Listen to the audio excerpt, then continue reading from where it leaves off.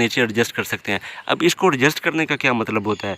देखिए दोस्तों, एडजस्ट करने का जो मेन मतलब होता है वो ये होता है कि जब आप इनको फ़र्ज़ करें कि ये तो है L2 स्ट्रक्चर रेडीमेड है, मेरे घर का जो लोड है वो 5 साढ़े 5 तक चलता है। जैसे कि अगर अभी इस कंडीशन में है, कल का मैं एक्सपीरियंस आपसे शेयर करूं तो इस कंडीशन में मेरे घर के जो लोड है वो 4 बजे तक चलता है। अस्सलाम वालेकुम दोस्तों, सोलर सिस्टम इंस्टॉल करने के बाद हमें वो आउटपुट नहीं मिलती, उसकी क्या रीज़न्स होती हैं? देखें दोस्तों, सोलर सिस्टम इंस्टॉल करने के बाद जो भी आपने सोलर सिस्टम इंस्टॉल किया होता है, चाहे वो 8 प्लेटों वाला हो, 4 प्लेटों वाला हो, 12 या 16, कोई भी प्लेटों पर मुश्तमिल सोलर सिस्टम हो, उसकी हमें आउटपुट पूरी क्यों नहीं मिलती? देखें दोस्तों, उसकी आउटपुट पूरी ना मिलने की 3 वजूहात हैं जो आज की वीडियो में आपके साथ शेयर करूंगा। तो दोस्तों, सबसे पहले तो मैं आपको बता दूं कि सोलर सिस्टम इंस्टॉल करने के बाद जो सबसे पहले और जो बड़ी गलती करते हैं वो ये, जिसकी मैं आपको लाइव मिसाल दिखा देता हूँ। मेरे सामने एक सोलर सिस्टम इंस्टॉल है, उसको आप देख सकते हैं कि वो मुकम्मल तौर पर डस्ट से कवर हैं। ये सारे सोलर पैनल्स मुकम्मल तौर पर डस्ट से जो है वो कवर हैं। तो दोस्तों, सोलर सिस्टम इंस्टॉल करने के बाद सबसे पहली जो चीज़ होती है, आपने अपने सोलर सिस्टम को हफ्ते में कम से कम एक बार ज़रूर साफ़ करना होता है। अगर आप इनको अच्छी तरह से साफ़ नहीं करेंगे तो दोस्तों, आपको मैं गारंटी देता हूँ आपको वो आउटपुट नहीं मिलेगी। अगर मैं अपना एक्सपीरियंस शेयर करूं तो मैं जब इनको साफ़ करता हूं प्लेटों को, तो मेरे घर का जो लोड है वो 5 साढ़े 5 तक चलता है। लेकिन जब अपने मैं इन प्लेट्स को साफ़ नहीं करता, जैसे कि अगर अभी इस कंडीशन में है, कल का मैं एक्सपीरियंस आपसे शेयर करूं तो इस कंडीशन में मेरे घर के जो लोड है वो 4 बजे तक चलता है और उसके बाद वो बंद हो जाता है, यानी कि ट्रिप करने लग जाती हैं चीज़ें। तो बाद जो है वो पंखे वगैरह चलते हैं इन पर।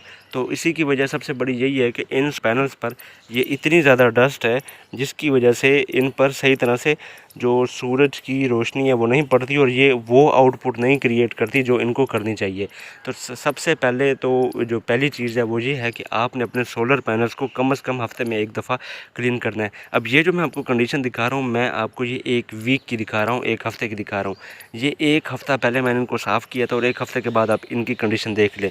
तो सोचें, अगर आप इनको महीना कुछ भी नहीं करेंगे तो दोस्तों, क्या गारंटी है क्या कि आपको इसकी आउटपुट पूरी आपको कैसे मिलेगी? तो पूरी आउटपुट लेने के लिए आपको इनको हफ्ते में दोस्तों एक दफ़ा ज़रूर साफ़ करना चाहिए। असली सबसे बड़ी गलती लोग ये करते हैं कि सोलर सिस्टम इंस्टॉल करने के बाद जो दूसरी बड़ी गलती होती है वो होती है दोस्तों वायर। अब यहाँ पर सोलर सिस्टम इंस्टॉल है, अब इनकी अगर सोलर प्लेटों की वायर देखें तो ये आपस में इनके कनेक्टर होते हैं, ये यहाँ से कनेक्ट होगी। लेकिन जो हमने मेन सप्लाई या इन सारी प्लेटों से, सोलर पैनल से जो हमने आउटपुट लेकर जानी होती है अपने इन्वर्टर तक, उसके लिए हम एक वो लोकल वायर का यूज़ करते हैं। अब यहाँ पर देखिए, मेरे पास ये जो वायर है, मैं आपको ये दिखा दूँ। आपने वायर जो है वो कुछ लोग जो होते हैं वो वापडा की वायर इस्तेमाल कर लेते हैं, कुछ लोग जो होते हैं वो लोकल वायर इस्तेमाल करते हैं। लेकिन यहाँ पर मैं आपको बता दूँ कि जो मेरे पास है उस वायर का भी मैं आपको बता देता हूँ कि ये मेरे पास इन्वेरेक्स कंपनी की है। जो इसकी थिकनेस वगैरह है वो आप देख सकते हैं 16 mm। तो मेरे पास ये 16 mm की इन्वेरेक्स कंपनी की जो है वो सोलर। अब ये मेरे पास इन्वेरेक्स कंपनी की सोलर वायर है, ये हीट प्रूफ है। देखें, आपको पता है इन्वेरेक्स कंपनी जो इस टाइम जो है वो टॉप पे जा रही है, ख्वाह उसके वो सोलर पैनल्स हो, ख्वाह उसका कोई इन्वर्टर हो या उसकी बैटरी हो, कुछ भी हो, तो वो टॉप ऑफ द ब्रांड इस टाइम जा रही है। तो ये मेरे पास ये जो वायर है ये भी इन्वेरेक्स कंपनी की ही लगी हुई है।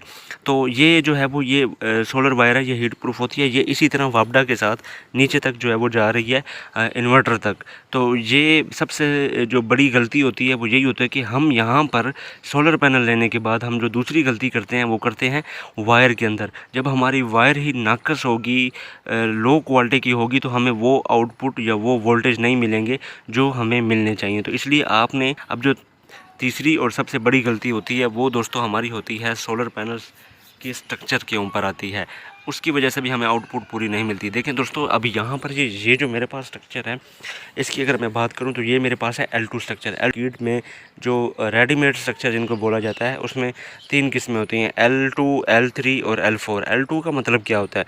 L2 का मतलब ये होता है कि जिस पर 2 सोलर पैनल्स इंस्टॉल हो सकते हैं, जैसे ये इंस्टॉल हुए हैं, आप देख सकते हैं। ये है L2 स्ट्रक्चर।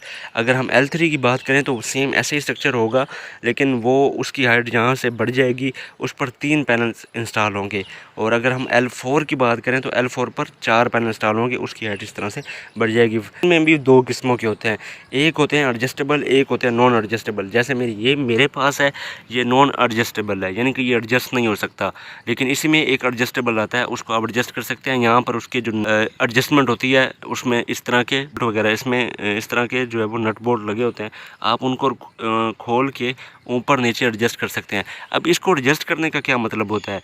देखिए दोस्तों, एडजस्ट करने का जो मेन मतलब होता है वो ये होता है कि जब आप इनको फ़र्ज़ करें कि ये तो है L2 स्ट्रक्चर रेडीमेड है, यहाँ पर इनको इसी तरह से डिज़ाइन किया जाता है कि ये उस इलाके के साथ एल्टीट्यूड होता है हमारे इलाके का, उस हिसाब से ये एडजस्ट होते हैं, ताकि जो सूरज की रोशनी है वो इस पर एंगल के ऊपर पड़े जो हमारे इलाके का एल्टीट्यूड है। फ़र्ज़ करें हमारे जिस इलाके में मैं रहता हूँ इसका जो एल्टीट्यूड है वो तकरीबन है 27-28, यानी कि 27-28 है। तो इस पर जो सन रेज़ का एंगल बनेगा वो 27 या 28 के हिसाब से ही बनेगा। तो इस हिसाब से ये स्ट्रक्चर जो है वो डिज़ाइन होता है। लेकिन यहाँ पर अगर हम बात करें, जैसे कि वो मेरे सामने स्ट्रक्चर लगा हुआ है, ये जो स्ट्रक्चर है ये है गिल्वनाइज स्ट्रक्चर, जो ख़ुद तैयार किया जाता है। अब इसमें जो कारीगर बहुत बड़ा मसला जो करते हैं वो यही करते हैं कि उनको किसी किस्म का नॉलेज नहीं होता एल्टीट्यूड क्या होता है। जो नॉन पीटीए इंस्टॉलर होते हैं उनको नहीं पता होता कि भाई इसकी हमने क्या हाइट रखनी है और इसका स्लोप हमने कितना बनाना है, उनको इन चीज़ों का नॉलेज नहीं होता। तो उस वजह से भी हमारा जो सोलर पैनल है उसकी आउटपुट हमें कम मिलती है। अब यहाँ पर मैं आपको दिखा नहीं सकता, एक सोलर पैनल मैंने देखा लोग क्या करते हैं कि भाई उसकी बैक साइड से ना हाइट बहुत ज़्यादा बढ़ा देते हैं, लेकिन उसकी जो सबसे बड़ा मसला होता है मैं आपको ये होता है कि गर्मियों में तो सूरज हमारा यहाँ से तकरीबन जो है वो तुलू होता है और यहाँ से इस तरह से आता है और चला जाता है, गुरूब हो जाता है। लेकिन जब सर्दियाँ आती हैं, सर्दियों में इस तरह से मिड में आ जाता है, बैकएंड पे आ जाता है, प्लेटों की बैकएंड पे, तो सूरज जो है वो मूव करता है। तो उस वजह से अगर आपकी जो सोलर पैनल्स हैं उनकी हाइट ज़्यादा होगी, अगर आपने अपना गिल्वनाइज स्ट्रक्चर रखा है, तो उस वजह से इन पर सही तरह से सूरज की रोशनी नहीं पड़ेगी, तो भी हमें आउटपुट जो है वो पूरी नहीं मिलेगी। तो इसलिए अगर आप गिल्वनाइज स्ट्रक्चर भी बनवाएं तो आप इस चीज़ का लाजमी ख्याल रखें कि आपका जो टिल्ट एंगल है वो आपके इलाके के एल्टीट्यूड के हिसाब से होना चाहिए। अब ये इलाके का एल्टीट्यूड किस तरह से मालूम करते हैं, वो आप सिंपल गूगल पर जाकर ये सर्च करें कि भाई एल्टीट्यूड ऑफ आपने अपने इलाके का नाम लिखना, चाहे वो लाहौर है, रावलपिंडी या कराची या कोई भी है, आपने उस इलाके का नाम लिखना है और फिर आप सर्च करेंगे आपको वो मिल जाएगा। उसके बाद मोबाइल पर ऐप्स, पहले प्ले स्टोर पर जो ऐप्स अवेलेबल हैं वहाँ से आप लेकर कोई भी ऐप डाउनलोड करें और आप अपने मोबाइल को टिल्ट करके अपने जो सोलर पैनल्स हैं उनके एल्टीट्यूड मालूम कर सकते हैं कि वो कितने टिल्ट एंगल पर हमारे सोलर पैनल्स जो लगे हुए हैं। तो ये 3 मेन गलतियां थी जो लोग करते हैं। मेरे सामने एक और स्ट्रक्चर है, मैं आपको वो भी दिखा देता हूँ। अब यहाँ पर देखें कि इसमें मिड अगर हम बात करें तो इस सोलर पैनल के जो मिड में आप ऐसे देखते हैं कि ऐसे बिल्कुल जो है वो स्लोप से बन गई है, बीच में से ये डाउन हो गया है। यहाँ से देखेंगे तो ये बिल्कुल बैठ सा गया है। अब इसकी बैठने की जो क्या वजह है, देखें दोस्तों, ये एक नॉन पीटीए इंस्टॉलर के स्ट्रक्चर की ये चीज़ है कि आप देखें कि स्ट्रक्चर बिल्कुल लो लेवल का है, लेकिन उसमें प्लेटों का वज़न ज़्यादा है। स्ट्रक्चर जो है वो इतना स्ट्रॉन्ग नहीं है जितनी उसके ऊपर प्लेटें बढ़ाएंगे, तो इस वजह से वो अप एंड डाउन हो गया है। इस वजह से भी हमारे सोलर पैनल्स जो हैं वो उनकी एफिशिएंसी डाउन होती है। तो आपने हमेशा जो भी चीज़ इंस्टॉल करवानी है, एक चीज़ का लाजमी ख्याल रखना है कि आपने पैसे जब आप इतने ज़्यादा लगा लेते हैं, तो हम लोग सबसे बड़ी गलती यही करते हैं कि सोलर पैनल्स अच्छे ले लेते हैं, इन्वर्टर अच्छा ले लेते हैं, लेकिन जब बात आती है स्ट्रक्चर टेक्नीशियन की, तो वहाँ पर हम एक लोकल टेक्नीशियन और लोकल स्ट्रक्चर का डिज़ाइनर को हम ले जाते हैं, तो वो हमारी ऐसा होता है उसको वो ज़ाया कर देता है सिर्फ़ और सिर्फ अपनी नाकिस काम की वजह से। तो इसलिए हमेशा याद रखें कि कारीगर का जिस तरह आप अच्छी चीज़ का इंतखाब करते हैं, इसी तरह अच्छे कारीगर का भी इंतखाब करें, ताकि वो आपका काम अच्छे तरीके से करे, आपका जो पैसा है वो हलाल हो, ना कि आपका पैसा वेस्ट हो।